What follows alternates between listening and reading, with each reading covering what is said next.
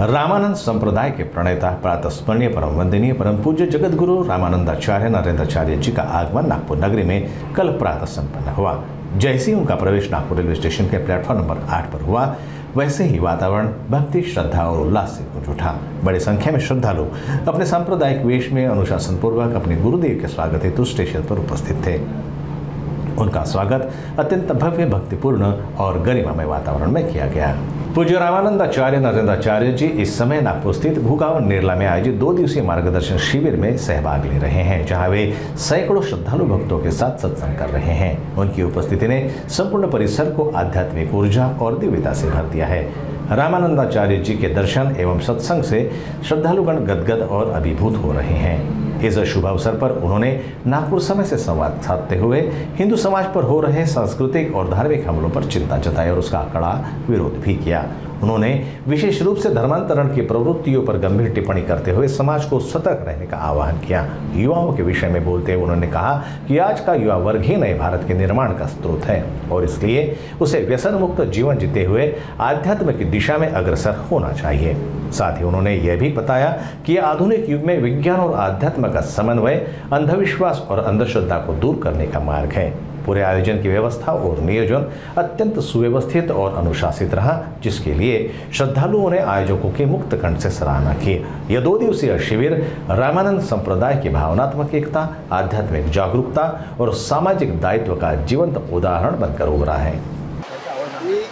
2005 साली जगद्गुरू रामानंदाचार्य या पदावर विराजमान झालो। दक्षिण भारतामध्ये वैष्णवपीठ होतं ते आम्हाला जगद्गुरू रामानंदाचार्य या पदावर विराजमान करून 2005 पासून अणीधाम हे दक्षिणेकडचं पीठ निर्माण झालेलं आहे। आम्ही वैष्णवाचार्य आहोत आणि पूर्ण भारत देशभर आम्ही फिरत असतो। आता आजच आम्ही छत्तीसगडवरून आलो, छत्तीसगडला पण आमचं एक उपपीठ आहे, तिथून आलो। तर पाहतोय आम्ही की छत्तीसगडमध्ये एवढं धर्मांतर पोकाळलेलं आहे, त्यानंतर लवजात, त्यानंतर वेगळ्या प्रकारचे आमिष समाजामध्ये गैरसमज पसरवायचे, शिक्षण पद्धती जी कॉन्व्हेंट शिक्षण पद्धती त्याच्यामध्ये येशूबद्दल प्रचार प्रसार करायचा खुलेआम आहे। मी 2005 साली माझी घोषणा दिलेली आहे की हिंदू धर्म खतरे में, सभी हिंदुओं में एकता हो। प्रत्येक कुंभमेळ्यामध्ये आम्ही जनजागरण करत असतो। या प्रयागच्या कुंभमेळ्यामध्ये माझे 4-5 प्रकारचे स्लोगन लागले होते, परंतु ज्या स्लोगनवर जास्त हे झाली, चर्चा झाली, तो म्हणजे डरेंगे तो मरेंगे हा माझा स्लोगन होता। त्यानंतर सनातन सात्विक आहे पर कायर नाही, त्यानंतर वर्क बोर्डाबद्दल आम्ही जागृती केली होती। तर हे जनजागरणाचे आमचे कार्यक्रम आहे। आता कार्यक्रम काय, समस्या मार्गदर्शन, म्हणजे व्यावहारिक लोकांच्या जीवनामध्ये वेगळ्या प्रकारच्या अडचणी येतात। त्या अडचणी आल्या की तो अंधश्रद्धांचा आधार घेतो। आमचं सांगणं आहे, तुमचे डोळे विज्ञानवादी असले पाहिजे, मन अध्यात्मवादी असलं पाहिजे आणि बुद्धी वास्तववादी असली पाहिजे। अशा त्रिसूत्रीने तुम्ही जगा। जर त्रिसूत्रीने जगलात तर तुम्हाला उत्तम प्रकारे जगता येईल। तर त्याचं जनजागरण करणं, धर्मामध्ये ऐक्य निर्माण करणं, संस्कृतीबद्दल जोपासना करणं हा या समस्या मार्गदर्शनाचा उद्देश आहे। तो आपली अडचण सांगतो, मग तो अंधश्रद्धेतलं काही विचार करतो, आम्ही त्याला पटवून देतो, असं काही नसतं। जीवनामध्ये दुःख किंवा सुख हे आपल्या कृतीमुळे आपण ओढावून घेतो। जन्माच्या स्टेशनवरून आपण जगण्याला सुरुवात केलेली आहे, मृत्यूच्या स्टेशनपर्यंत हा प्रवास आहे, त्याचं नाव जीवन आहे। त्या जीवनाच्या प्रवासामध्ये आपण किती बिनचूक निर्णय घेतो त्याच्यावर आपल्याला आनंद, समाधान, सुख, शांती वगैरे गोष्टी प्राप्त होत असतात। म्हणून आमच्या प्राचीन कालच्या ऋषीमुनींनी आपल्याला भक्ती करायला सांगितलेली आहे। तर भक्ती हा मनाचा व्यायाम आहे, ज्या योगे आपलं मन एकाग्र होतं आणि एकाग्र जर झालं तर संयम वाढतो, समयसूचकता वाढते, प्रगल्भता वाढते, साधक विचार करण्याची क्षमता वाढते, नेतृत्व करण्याचा गुण विकसित होतो। या सर्व गोष्टी आपल्यामध्ये विकसित झाल्या तर आपण आपल्या जीवनाचे सर्वांगीण निर्णय योग्य प्रकारे घेऊ शकतो। त्याचबरोबर मी धर्मगुरू असल्यामुळे धर्मामध्ये जागृती झाली पाहिजे। धर्म जो आहे हा जर जोपासला नाही तर आपलं रक्षण कोणी करणार नाही। परवाच आपण हल्ली जिवंत उदाहरणे केली, पहलगाममध्ये जो अतिरेक्याने हल्ला केला आणि आपल्या लोकांना धर्म विचारून मारला, त्यानंतर भारतानं चोख त्याला प्रत्युत्तर दिलेलं आहे। आपल्या देशानं, सरकारनं प्रत्युत्तर दिलं, अतिशय जवानांच्या माध्यमातून उत्तर दिलं। अतिशय उत्तम आणि विधायक पाऊल होतं असं मी म्हणेन आणि मोदी सरकाराचं किंवा मोदी साहेबांचं मी या निमित्तानं स्वागत करेन की आम्ही हिंमत दाखवली आम्ही नेहमी म्हणतो डरेंगे तो मरेंगे, ते हेच ते की आम्ही हिंमत दाखवली की आम्ही सुद्धा तुम्हाला प्रत्युत्तर देऊ शकतो. आता वास्तविक हा पाकिस्तानवर हल्ला नव्हता, अतिरेक्यांवर हल्ला होता. पाकिस्तानवाले काय म्हणतात की अतिरेकी आमचे नाहीतच आहे. तरीसुद्धा पाकिस्तान रिॲक्ट झालं, आम्हाला त्रास दिला, बघून घेतला आणि आम्ही त्यांची तळ उद्ध्वस्त केली. ही अत्यंत अभिमानाची स्वाभिमानाची गोष्ट आहे. तर या प्रसंगातून शिकण्यासारखं काय, तर तुर्कीला पुळका आला. तुर्कस्तानचा काही संबंध नाही या युद्धाशी, तरीसुद्धा तुर्कस्तानला पुळका का आला, तर धर्म अडवला. की पाकिस्तान मुसलमान धर्मीय राष्ट्र आहे आणि मग आमच्या मुस्लिम धर्मीयांना जर हे मारत असतील, खेचत असतील, तर आम्ही मदत केली पाहिजे. म्हणून पाकिस्तानला तुर्कस्तानने किती मदत केली आपण पाहिलेलं. तर असा जिथे तिथे हा धर्म आहे आणि म्हणून धर्माचं रक्षण जो करतो त्याचं रक्षण धर्म करेल. जगाच्या पाठीवरून सर्व ठिकाणी हिंदू धर्म खतम होत चाललेला आहे. एकसुद्धा हिंदू राष्ट्र नाही आहे, भारत देशसुद्धा हिंदू राष्ट्र नाही आहे. हिंदू राष्ट्र केलं पाहिजे. आमचे आदरणीय सरसंघचालक यांनी घोषणा केलेली आहे की हिंदू राष्ट्र झालं पाहिजे. त्याला आम्ही दुजारा देऊ आणि सांगू की बरोबर आहे, हे अशा प्रकारेच झालं पाहिजे. कारण जगात एक पण राष्ट्र नाही आणि नेट किंवा इंटरनेटच्या माध्यमातून जग इतकं जवळ आलं की जग म्हणजे जणू काही एक देश झालेला आहे. तर मुस्लिम राष्ट्र अनेक आहेत, ख्रिश्चन राष्ट्र अनेक आहेत, अन्य धर्मांचे अनेक राष्ट्र आहेत, परंतु हिंदूचे एकसुद्धा राष्ट्र नाही. इस्रायलची जी परिस्थिती आज चालू आहे, ही परिस्थिती दुर्दैवाने आपल्यावर पण ओढावली जाणार आहे. म्हणून हिंदूंनी एकत्र यावं, संघटित व्हावं, त्यांच्यामध्ये चालेल धर्मांतर रोखावे. म्हणून मी धर्मांतरावर सुद्धा काम करत आहे. त्याला घर वापसी कार्यक्रम म्हणतात. आम्ही आतापर्यंत 1,52,000 वरती काही कुटुंब हिंदू धर्मामध्ये घर वापसी करून आणली. आम्ही धर्मांतर केलेलं नाही. जे धर्मांतर करतात ते ईसाई लोक धर्मांतर करतात. आपल्याला आम्ही परत आणलं कारण तो हिंदूच आहे. त्याला शुद्धीकरण करून धर्मामध्ये घेतलं. मला धर्मगुरू येण्याचा अधिकार आहे. त्या अधिकारामध्ये मी त्याचं शुद्धीकरण करून घर वापसीनं त्याला घरी आणलेलं आहे. परत आणले आणि नुसतं परत नाही आणलं तर त्यांची रोटीपेटी व्यवहार पण चालू करून दिलेले आहे. कमीत कमी 10,000 ते 12,000 कुटुंबांचे रोटीपेटी व्यवहार सुरू करून दिले. त्यांना हे कृतीतून दाखवलेलं आहे की आम्ही तुम्हाला हृदयापासून स्वीकारलेलं आहे. नुसतं घर वापसी करून आणून सोडलेलं नाही, तर हृदयापासून स्वीकारलं. एकदा परत दुसऱ्या धर्मामध्ये जाण्याची गरज नाही. फक्त ख्रिश्चन धर्मातच मसीहा आहे असं नाही. आपल्या हिंदू धर्मामध्ये पण कितीतरी मसीहा आहेत.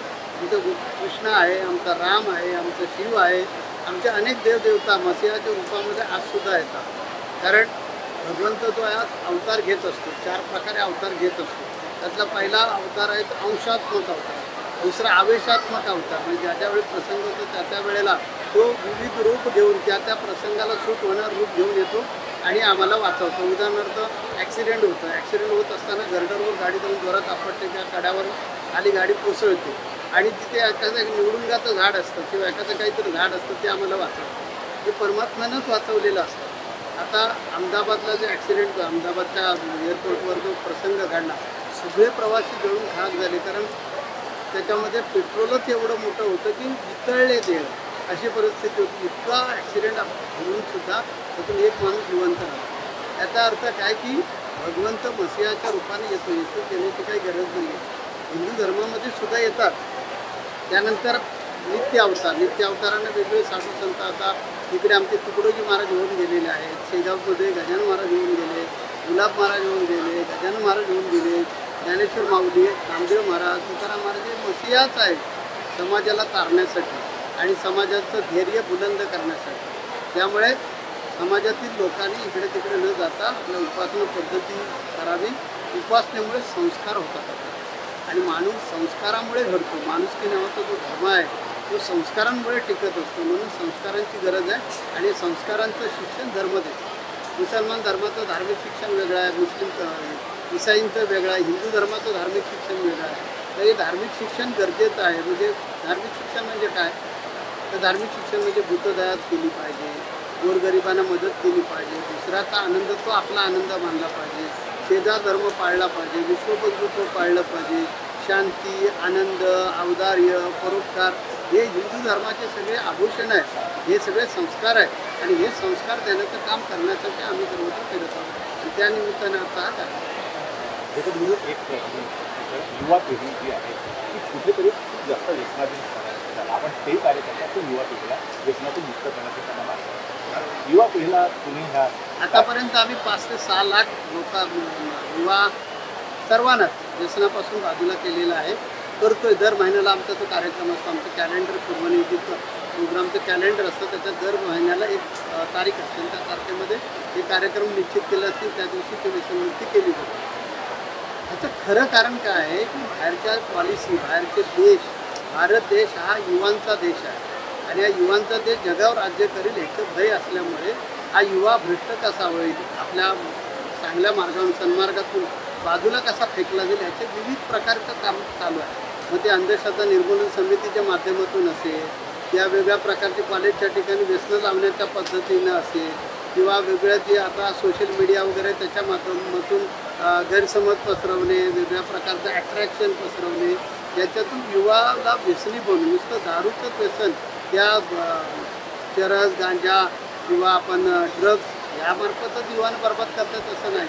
तर अनेक प्रकारे अनेक कोर्स विविध प्रकारचे कार्य करून युवा सतत मार्गावरून आपल्या मार्गावरून बाजूला कसं जाईल याचे प्रयत्न करतात. त्यामुळे हे युवाने लक्षात घेऊन युवाने थांबलं पाहिजे या गोष्टीपासून. आपली जी संस्कृती आहे, वैदिक संस्कृती, तिने सांगितलेल्या मार्गाने गेलं पाहिजे, त्यात भलं आहे. आपण विश्वगुरूच्या भूमिकेमध्ये येऊ पाहतो, त्या विश्वगुरू देश झाला नाही पाहिजे, ही भारतीय संस्कृती झाली नाही पाहिजे, याच्यासाठी सगळीकडून प्रयत्न आहेत. मग कॉलेजसारख्या ठिकाणी वेगळ्या प्रकारचे व्यसनं कॉलेजच्या एरियामध्ये मिळतील, कॉलेजच्या प्रिमाइसमध्ये नसली तरी प्रिमाइसच्या जवळपास कशी निर्माण होती याचा प्रयत्न चालू असतो.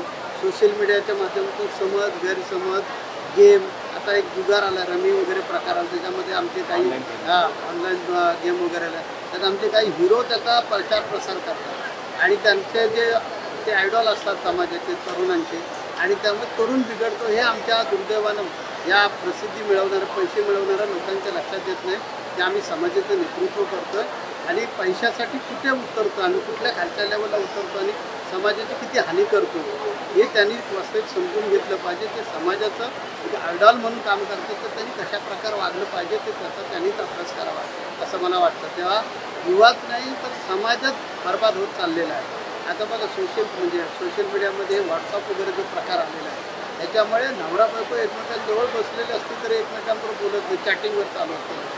म्हणजे इतकं ते व्यसन लावून व्यसनांच्या बेडक्यामध्ये घालून निष्क्रिय बनवणं हा पाठिंबाचा एक छुपा अजेंडा आहे आणि तो विविध स्तरावर आहे आणि तो विविध स्तरावर पसरवून युवांना मार्गापासून भटकटवणे हा उद्देश आहे. कारण युवा जो आहे तो हा जगावर राज्य करेल. आज IT क्षेत्रामध्ये किती क्रांती करून घडवून आणले, त्यातले जवळजवळ 80% युवा हे भारतीय आहेत, त्याचा स्वाभिमान आम्हाला आहे आणि त्याच्यामुळे हे जे पर्सेंटेज आहे समाजाला किंवा जगाला जे भय निर्माण झालेलं आहे, ते भय निर्माण झाले, ते भय रोखायचं असेल तर युवांनी सावध राहिलं पाहिजे. युवांसाठी आपण जनजागरण केलं पाहिजे. भारतामध्ये हा भारत संघ हे त्याच्यातलं एक प्रमुख कारण आहे. संघ अतिशय सुंदर काम करतो की हिंदू धर्मीयच नाही तर भारतीय लोक जे आहेत ते भारतीय लोकांना संघटित ठेवण्यासाठी, त्यांना आपलं संस्कार, संस्कृती वगैरे याचं ज्ञान देण्यासाठी काम करतो. तर अशा प्रकारच्या ज्या काही संस्था समाजामध्ये कार्यरत आहेत त्यांनी समाजाचं मानसिक स्वास्थ्य अबाधित राहण्यासाठी अजून प्रयत्नशील राहावं असं वाटतं.